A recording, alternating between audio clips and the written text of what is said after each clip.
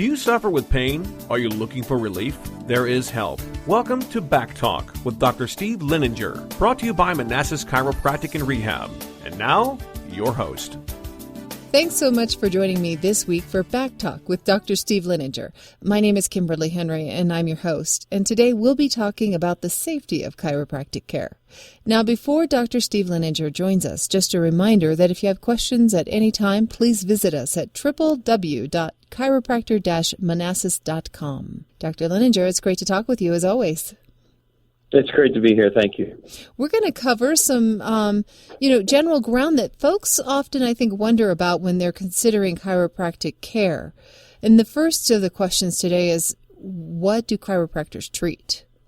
Well, we treat generally neuromusculoskeletal conditions, such as neck pain, back pain, headaches, arm pain, and leg pain. Also, numbness and tingling in the extremities can be helped by chiropractic care.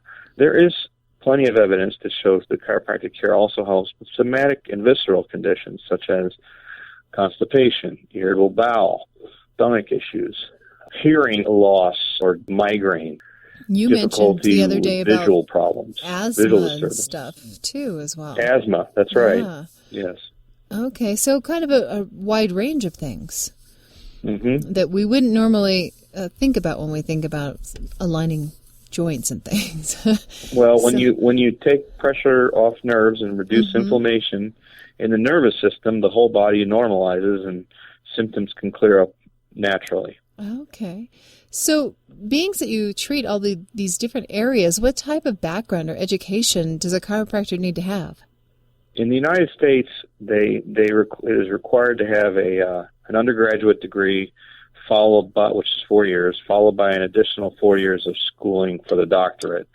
Along the way to the doctorate, they are also awarded typically a second bachelor's degree in biological sciences. For myself, I have 2 bachelor's degrees and a doctorate. After finishing school, they have to, or sometimes they take the boards towards the end of school. There are 4 national boards that they must pass, and then sometimes there's a state jurisprudence exam as well, depending on the state, that they have to be before they're issued a license. In addition to that, there are continuing ed requirements for every license in every state. They're all different. So about 8 years of schooling most chiropractors have in the United States. So as much or more than a physician, a traditional medical Absolutely. physician. In fact, we sat alongside medical students, and many of our classes were taught by medical doctors. Just same books, same classes, same tests, same amount of schooling. I believe that we actually take more radiology than your average medical student because we deal with a lot more x-rays than a primary typically does. Okay.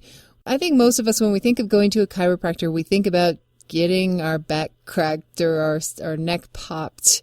What's going on when you're popping these joints? What does that sound all about? Well, we call that delivering an adjustment. First of all, so we're looking for a specific vertebrae that's specifically not in line with the other ones, that's out of alignment. And we are going to deliver a quick and gentle and painless thrust into that area of about 4 or 5 ounces, not very much. And sometimes when you move a joint, just like when you crack your knuckles, there's an audible clicking or popping sound, and sometimes there's not. Whether or not that you get that sound or not, it doesn't have anything to do with the therapeutic value of delivering the adjustment. That's not the goal. But the sound is made by nitrogen gas being released in the joints. It builds up in a joint that's locked. Is that a problem when that nitrogen gas is in there that you're fixing, or is it just no? What is? it has nothing to do with whether or not there's inflammation there. Okay. I think is what you're asking. Sure. Usually, it's the rotated joint has caused irritation or pinching of the nerve that comes out between the joints that causes the inflammation. And the nitrogen gas in the joint is natural. It's supposed to be there. Oh, okay. It builds up in the blood. Okay. Good to know. Does it hurt? It doesn't hurt when that happens? When you... Most people say they love it and it feels good. Just like popping your knuckles, now, right? because the misalignment when they have the pinched nerve is when they come in with that is where they have the pain, and when you relieve that, you take the pressure off the nerve. Now the inflammation goes down. The patient feels better, sometimes instantly. Mm-hmm. Can a patient kind of work against themselves if they come in and they're really nervous about the process? Absolutely, and that's called guarding. But every chiropractor is trained, and then through experience, we know how to deal with guarding. So you ask the patient to wiggle their toes, and then all of a sudden they relax, or you ask them to concentrate on a different part of their body, something like that. You tap their shoulder, and then you deliver the adjustment. You're going to calm us down before you fix us, right? Yeah, it sounds worse than it is. That's what I think. I think that we hear these words like, thrust and twisting and adjusting, and it sounds a little scary. It does sound a little scary because we don't have a good word in the English language to describe an adjustment. And, we think you chiropractors are sneaky. Well, some of them are, which is why you have to pick a good one. So, how would you go about doing that? Picking a good, the same way you go about picking any other position or accountant or lawyer or any type of professional. Is that the best way is word of mouth. You can read reviews online if you're new to the area and you don't know anybody. But most of my patients, I would say 50% or more, come from word of mouth. Okay, so just ask around. And I think more and more people are taking advantage of the benefits of chiropractic, so that you should be able to find a good reference.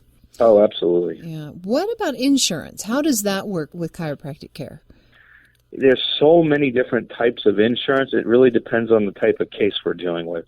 But in general, most insurance plans do cover chiropractic visits, and the other adjunct treatments that we do in the office, such as x-rays, exams, physical therapy. Sometimes they'll cover laser treatment. Sometimes, the different services are what are covered, not the provider. Usually when a patient comes into our office, we do a complimentary benefits check for the patient because we know all the questions to ask. They typically don't. Right. And you got to remember that services are covered by insurance, not specific types of providers. So whether an X-ray is taken by an orthopedist, a nurse, or a chiropractor, it doesn't really matter. It's the X-ray that's covered, not the provider. Oh, that is good to know. Because we don't. Those of us on the other side don't really think of it that way. We've talked about a lot. Is there anything else that people should know when they're considering whether or not to take advantage of chiropractic care? Again, it comes down to finding someone who you like, who works good with you. 9 times out of 10, I can help the patient that comes in the door, but he might not like me.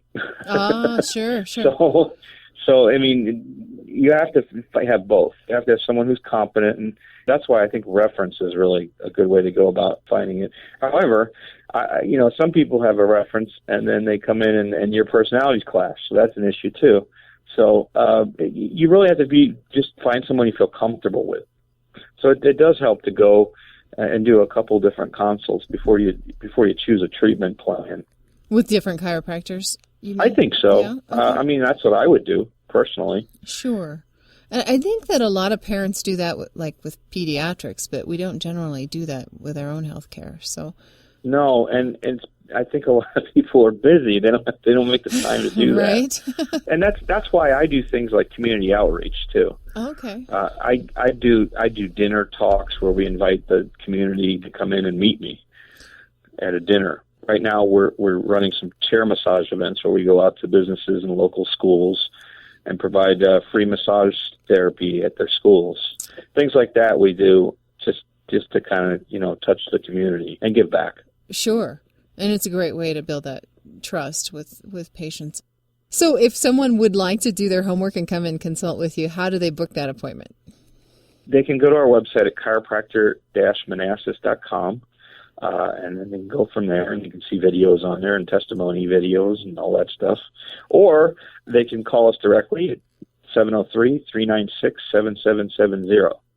Great. And where do they find you for that appointment? We're located on Route 28, which is also known as Centerville Road in Manassas, next to Klein's Freeze Ice Cream. The address is 8214.